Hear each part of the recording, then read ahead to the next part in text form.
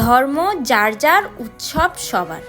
কথাটা কিন্তু আমি সত্যিই মানি, কারণ আমার কাছে উৎসব মানে পেট পুরে ভাত খাওয়া। আমার কাছে উৎসব মানে একটা ভালো পোশাক পাওয়া। আমার কাছে উৎসব মানে পরিবারের সবাইকে ভালো রাখা। তোমরা যারা বলছো না ধর্ম যার যার, উৎসবও তার তার, তাহলে কি এই হিন্দু ধর্মের মানুষদের কাছে তোমরা তোমাদের ব্যবসা করনি?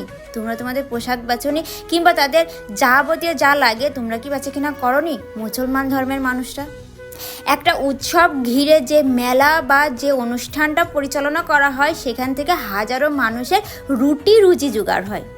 একবার ভেবে দেখেছো কত মানুষ এই মেলার মাধ্যমে দুমুঠো ভালো মন্দ খেতে পারবে? একবারও কি ভেবে দেখেছো এই মেলার প্রাঙ্গণে যতগুলো দোকান বসেছে তাদের বেশিরভাগই নিম্ন মধ্যবিত্ত? না না, সেটা কেন ভেবে দেখবা? আমরা বেশিরভাগই কিন্তু বাংলাদেশে মুসলমান ধর্মের মানুষই বাস করি। আর এক একটা উৎসবে যে অনুষ্ঠানে যে বেচা কিনা হয়, যে অর্থ ইনকাম করি, সেটা কিন্তু এই অনুষ্ঠানের মাধ্যমে। যার কারণে আমরা বলতে পারি ধর্ম যার যার, উৎসব সবার। কারণ এক একটা উৎসব আমাদের জন্য নিয়ে আসে ভালো মন্দ খাবারের চিঠি, জ্বালা।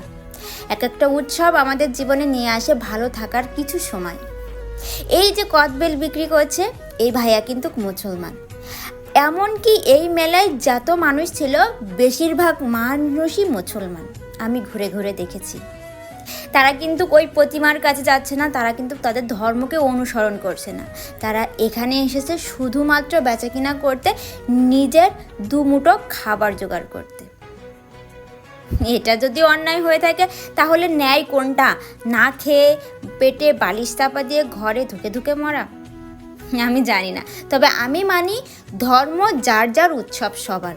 আমরা পুজো দেখি না, আমরা পুজো করি না, কিন্তু পুজোর মাধ্যমে আমরা যে বেচা কিনাটা করি, যে অর্থটা উপার্জন করি, সেটা শুধুমাত্র আমাদের পরিবারের জন্য করি, ভালো থাকার জন্য করি। কারণ আমাদের পরিবার ভালো থাকা মানে আমাদের ভালো থাকা।